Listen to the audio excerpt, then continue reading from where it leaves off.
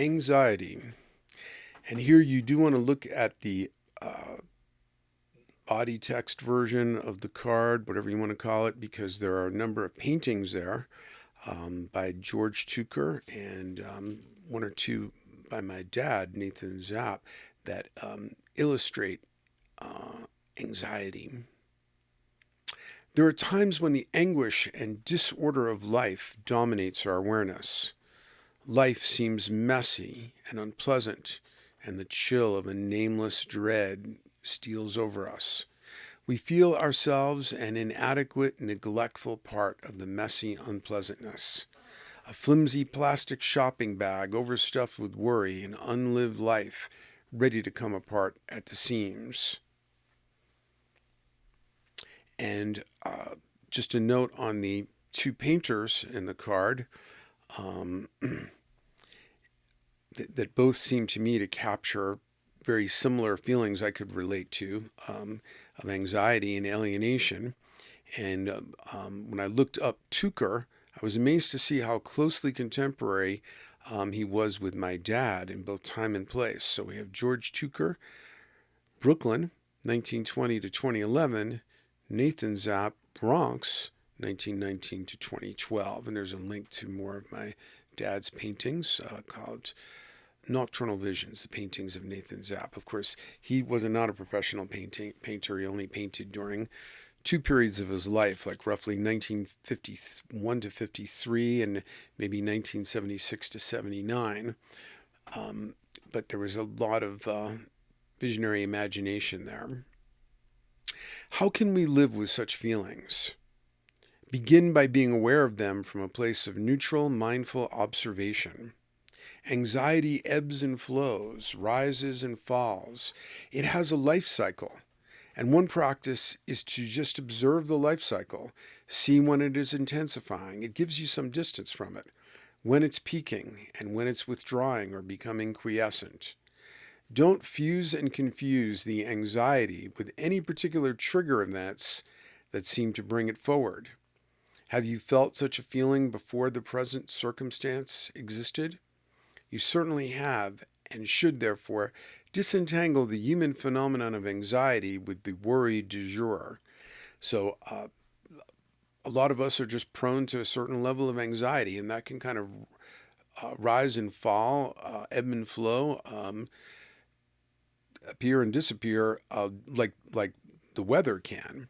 And, there might be a trigger event, but if you make up a whole story, well, I'm worried about what's going to happen when I meet up with so and so and if they're going to like me or whatever. Okay, but really, if you're honest with yourself, you're probably, if you're worried about something like that, you probably have general social anxiety or you worry about a lot of things.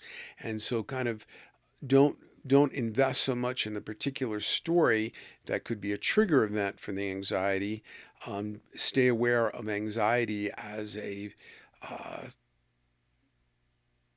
classic human phenomenon that you experience as well as so many others. The deepest source of anxiety may be a sense of unlived life. So, this is the kind of anxiety that we really need to pay attention to. Rollo May defined anxiety as being asserting itself against non being. Anxiety can be the spiritual version of pain, and pain can be life preserving.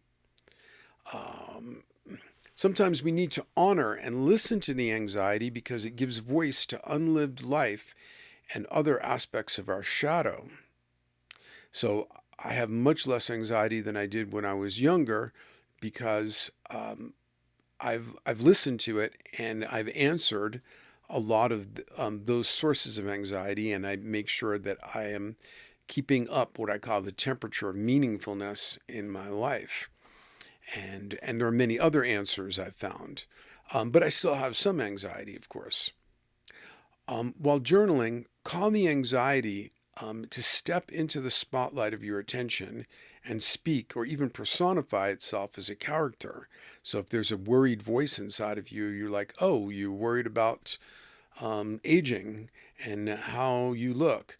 I'd like to hear more of what you have to say, what you think I should do about that. Should I get massive plastic surgery and sleep in a hyperbaric chamber like Michael Jackson? What do you think I should do? And by the way, who are you?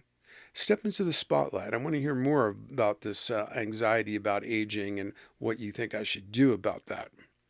You see, so instead of trying to medicate those voices away or just let them gnaw at you in the background, invite them into the spotlight of your attention and find out what's really going on and confront them, console them, whatever is effective. While journaling, okay, so we covered that. It's especially useful to do during journaling. Do not, however, allow anxiety to cause looping negative thoughts gnawing away at you in the background. And you can see dealing with psychic entropy. And it gives you techniques, particularly 2 numbers exercises, that will stop negative thought loops 100% of the time. What practice can make that claim? Because you simply, unless there's something unusual about, very neuroatypical about you, you won't be able to do the numbers exercise and have a stream of English thoughts going through your mind at the same time. So it will stop those and break the tape loop 100% of the time. In other cases, anxiety may arise like a change in the weather. Its source may be inscrutable, and the best way to deal with the anxiety is to engage life and immerse yourself in the best use of your time right now. Focus out. If in doubt, focus out, as they say. Monitor the anxiety with mindfulness and notice how well you function despite the anxiety. If you can't function well, downshift into simpler, more mechanical tasks like house cleaning or laundry. Don't let the anxiety paralyze you and make you passive. That only increases the dread. Don't feel anxiety about having anxiety, as so many in our society do. Now, I'm kind of a counterphobic person. I tend to go with or confront or engage in that which makes me fearful or anxious. That's not an uncommon trait in people. So, for example, I used to be a mountain climber, and though I have a far above average fear of heights, as many mountain climbers do, and that makes mountain climbing very developmental, because you learn that, like, I can be feeling intense fear or anxiety or whatever and still reach for the next handhold or foothold pretty much as well as the next mountain climber. And so you learn that you can have that fear, but feel the fear, but do it anyway, as they say. Take constructive action. Just do the best you can today between now and bedtime. If it feels bad enough, stop for a moment and pray for the healing of yourself and all other beings who are similarly afflicted. You are not the only one in this nervous and unsettled world struggling to live with anxiety. And something that is repeated throughout the Dune books is a good sort of like extended mantra or passage you can recite to yourself when you're feeling anxious, is the Litany Against Fear. It's a Bene Gesserit sort of a catechism or something, a verse that you would recite while feeling fear, like when Jessica Atreides is nervously waiting outside the room while her son Paul Atreides is undergoing the potentially fatal Gom Jabbar test. And you could, if you substitute anxiety for fear in the following, it would work just as well. Though I don't like the opening line, I must not fear. I would change that to maybe I must not be controlled by fear or something. So this is the Litany Against Fear. I must not fear. Fear is the mind killer. Fear is the little death that brings total obliteration.